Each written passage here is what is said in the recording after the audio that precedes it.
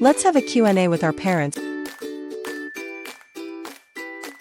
Firstly, how did you came to know about PTP?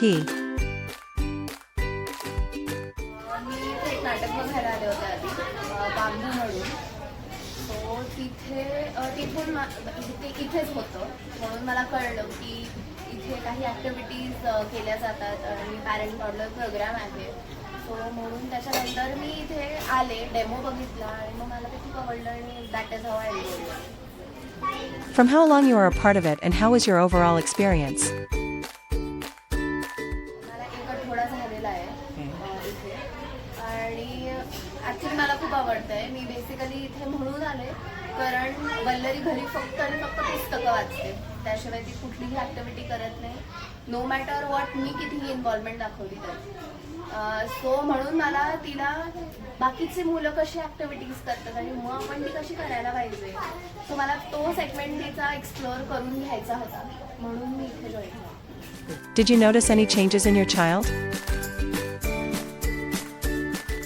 So ती आधी दुसऱ्या मुलांची इंटरॅक्शन किंवा त्यांना वस्तू देणं हे माहीत नव्हतं तिला.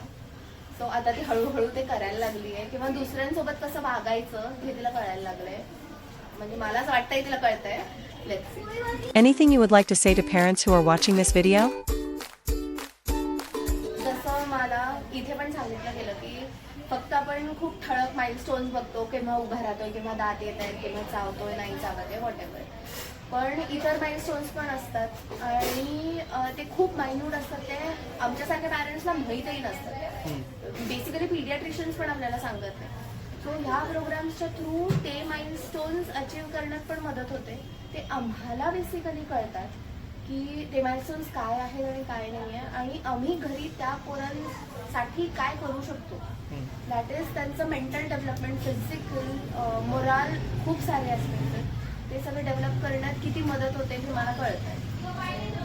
पॅरेंट्सला हीच रिक्वेस्ट आहे की अशा प्रोग्राम्समध्ये जास्त जास्त इन्व्हॉल्व व्हा, सो दॅट अर्लियर स्टेजवरतीच आपल्याला खूप गोष्टी रेक्टिफाय करता येईल. What are you waiting for?